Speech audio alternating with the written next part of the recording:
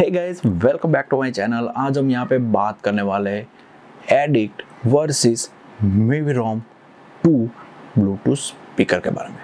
और गाइस, ये दोनों ब्लूटूथ स्पीकर 5 वोल्ट आउटपुट के साथ आपको देखने को मिल जाए तो इन दोनों का कंप्लीट मतलब कि डिटेल में इनका रिव्यू करने वाले इस वीडियो में। तो एंड तक इस वीडियो में बने रहिए, आपको भी काफ़ी अच्छी इन्फॉर्मेशन मिल जाए कि दोनों ब्लूटूथ स्पीकर में से कौन सा वाला ब्लूटूथ स्पीकर आपको परचेस करना चाहिए।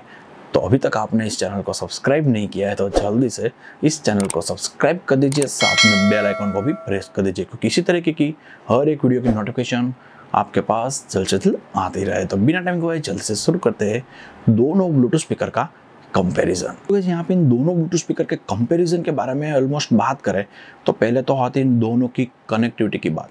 तो गाइज, आपको यहाँ पे दोनों ब्लूटूथ स्पीकर के अंदर ब्लूटूथ वर्जन 5.0 देखने को मिल जाता है, जो कि काफ़ी अच्छा वर्जन के साथ इन दोनों ब्लूटूथ स्पीकर के अंदर जो कनेक्टिविटी आपको देखने को मिल जाएगी। और दोनों की जो कनेक्टिविटी की रेंज है वो आपको यहाँ पे अप टू 10 मीटर तक देखने को मिल जानी है। इसके अलावा गाइज, यहाँ पे इसके IPX रेटिंग के बारे में बात करें तो आपको यहाँ पे एडिट ब्लूटूथ स्पीकर के अंदर IPX4 सर्टिफाइड देखने को मिल जाएगा, मतलब कि वाटर एंड डस्ट प्रूफ देखने को मिल सकता है।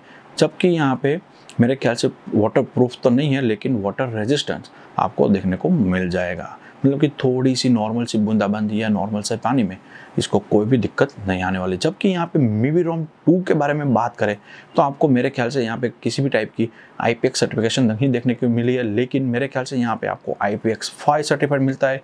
ये वाटर प्रूफ है और इसके साथ साथ ये डस्ट प्रूफ भी देखने को मिल जाएगा। लेकिन वाटर प्रूफ का मतलब ये नहीं है कि आपको इस ब्लूटूथ स्पीकर को स्विमिंग पूल के अंदर ले जाके प्ले करो। काफ़ी ब्लूटूथ स्पीकर वाटरप्रूफ होते हैं, लेकिन सब ब्लूटूथ स्पीकर 100% वाटरप्रूफ नहीं रहते हैं। कुछ लिमिटेशन है इसकी कि इतनी डेप्थ में जाते हो तब तक आप यहाँ पे इसका यूज़ कर सकते हो। लेकिन मेरे ख्याल से ब्लूटूथ स्पीकर को पानी के अंदर नहीं ले जाओ तो ही अच्छा रहेगा। ये ब्लूटूथ स्पीकर आपको IPX5 सर्टिफिकेशन के साथ देखने को मिल जाता है। इसके अलावा यहाँ पे इन दोनों ब्लूटूथ स्पीकर के पोर्ट्स के बारे में बात करें तो आपको यहाँ पे दोनों के अंदर ऑक्स केबल का पोर्ट देखने को मिल जाता है, और साथ में इन दोनों को चार्जिंग करने का जो पोर्ट है वो आपको माइक्रो USB चार्जिंग पोर्ट देखने को मिल जाता है। और गाइस, यहाँ पे दोनों Bluetooth speaker true wireless speaker आपको देखने को मिल जाएंगे। मतलब कि अगर आप मान लीजिए कि एडिक्ट को आप TWS से देखना चाहते हो, मतलब कि किस तरीके से यूज़ कर सकते हो, तो आप यहाँ पे दो एडिक्ट ब्लूटूथ स्पीकर को आपस में कनेक्ट करके स्टीरियो साउंड की फीलिंग यहाँ पे ले सकते हो। उसी तरीके सेम मिवी में भी इस टाइप का ऑप्शन देखने को मिल जाता है। मेरे ख्याल से इस प्राइस रेंज के मुताबिक ये जो ऑप्शन मिलता है वो काफ़ी अच्छा ऑप्शन देखने को मिल जाता है। जल्दी से इन दोनों ब्लूटूथ स्पीकर का साउंड टेस्ट करते हैं 1 by 1। तो पहले तो हम बात करने वाले एडिट के साउंड टेस्ट देख लेते हैं, और उसके बाद में यहाँ पे इसका साउंड एक्सपीरियंस आपको बता देता हूँ।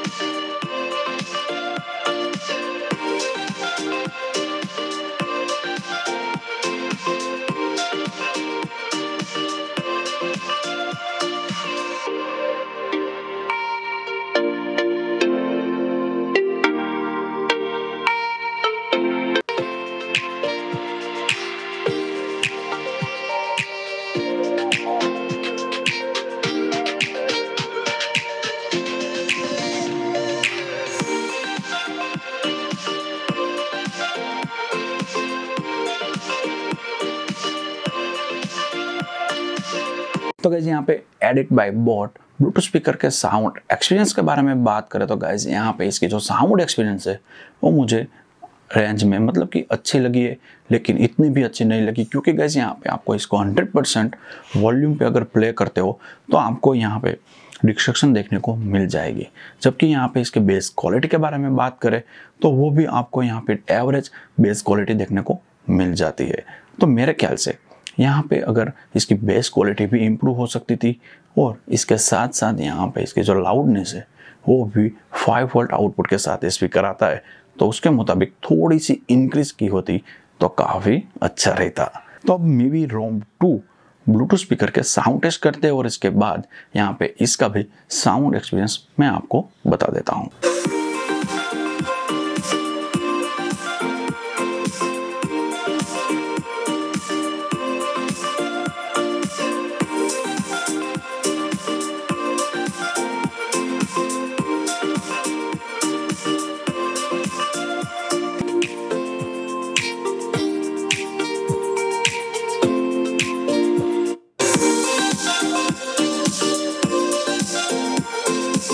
Mivi roam2 ब्लूटूथ स्पीकर के साउंड एक्सपीरियंस के बारे में बात करें तो गाइज यहाँ पे इसकी जो साउंड एक्सपीरियंस है वो मुझे काफ़ी कमाल के लगे हैं। और गाइज यहाँ पे इसकी जो लाउडनेस की बात करें तो यहाँ पे इसके 5 वोल्ट आउटपुट के साथ जो लाउडनेस होनी चाहिए उसके मुताबिक काफ़ी अच्छी साउंड लाउडनेस देखने को मिल जाता है। क्योंकि गाइज यहाँ पे इसका जो लाउडनेस है वो इतना भी हाई नहीं है कि जो 100% वॉल्यूम पे डिस्ट्रैक्शन जनरेट करे। क्योंकि गाइज यहाँ पे मुझे किसी भी टाइप का 100% वॉल्यूम पे डिस्ट्रैक्शन देखने को नहीं मिला है। और गाइस जब यहाँ बात करते हैं इसके बेस क्वालिटी के बारे में तो वो भी काफ़ी कमाल की बेस क्वालिटी है। क्योंकि इतना ज़्यादा भी बेस नहीं है जो अपने माइंड को मतलब कोई भी म्यूजिक वगैरह प्ले करते हो तो अपने आप को खुद को पसंद ना आए, लेकिन एवरेज से थोड़ा सा ज़्यादा है, लेकिन काफ़ी अच्छा बेस क्वालिटी आपको यहाँ पे इस ब्लूटूथ स्पीकर के अंदर देखने को मिल जाएगा। तो यहाँ पे इन दोनों ब्लूटूथ स्पीकर के कंपैरिजन के बारे में मतलब कि दोनों के साउंड एक्सपीरियंस के मुताबिक बात करें तो मैं तो यहाँ पे आपको Mivi roam2 सजेस्ट करने वाला हूँ। क्योंकि गाइस ये जो ब्लूटूथ स्पीकर है वो काफ़ी अच्छा ब्लूटूथ स्पीकर आपको यहाँ पे मिलने वाला है। तो गाइस यहाँ पे इन दोनों ब्लूटूथ स्पीकर के साउंड टेस्ट के बाद अगर आप साउंड क्वालिटी बेस आप दोनों में से किसी एक को परचेस करना चाहते हो तो मैं तो आपको यहाँ पे Mivi roam2 को हाईली रिकमेंड करने वाला हूँ। क्योंकि गाइस लाइट वेट भी है और इसके साथ साथ बेस्ट बजट में भी आता है। और इसके अलावा यहाँ पे इसकी जो साउंड क्वालिटी है वो भी आपको काफ़ी कमाल की देखने को मिल जाती है। इन दोनों ब्लूटूथ स्पीकर के बैटरी कैपेसिटी के बारे में बात करें तो एडिक्ट ब्लूटूथ स्पीकर के अंदर आपको 1200 mAh की बैटरी कैपेसिटी देखने को मिल जाती है। और यहाँ पे इसका जो प्लेबैक टाइम है वो आपको अप टू 4 आवर्स का देखने को मिल जाएगा 800% वॉल्यूम पे। अगर गाइस यहाँ पे आप इस ब्लूटूथ स्पीकर के अंदर 70 to 80% वॉल्यूम पे यहाँ पे प्ले करते हो तो मेरे ख्याल से ज़्यादा आपको 5.5 से 6 घंटे का वॉच टाइम देखने को मिल सकता है। जब Mivi roam2 ब्लूटूथ स्पीकर के बैटरी कैपेसिटी के बारे में बात करें तो आपको 2000 mAh की बैटरी कैपेसिटी देखने को मिल जाएगी। और यहाँ पे इसका जो प्लेबैक टाइम है वो आपको अप टू 24 आवर्स का मिलेगा एट 70 to 80% वॉल्यूम पे। और जबकि गाइस यहाँ पे आप 100% वॉल्यूम पे इस Mivi roam2 को प्ले करते हो तो मेरे ख्याल से यहाँ पे आपको 22 घंटे का प्लेबैक टाइम तो मिलने ही वाला है। और इसके अलावा गाइस हम इंडियन है तो हमारे लिए काफ़ी अच्छी बात तो यही रहने वाली है, जो एडिक्ट ब्लूटूथ स्पीकर है वो मेरे ख्याल से मेड इन इंडिया नहीं है, जबकि Mivi roam2 100% made in India product है।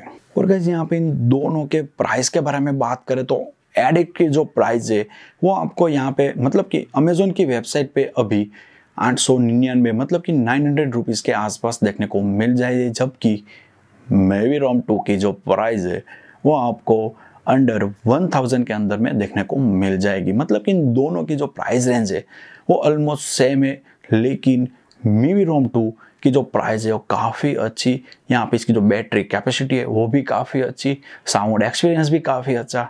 तो मैं तो आपको गाइस और इसके साथ साथ सब अच्छा है तो इसके साथ साथ ये 100% मेड इन इंडिया है तो मैं तो आपको यहाँ पे highly recommended Mivi roam2 Bluetooth speaker को करने वाला हूँ। गाइस आज के कंपैरिजन वीडियो को हम यहाँ पे एंड करते हैं।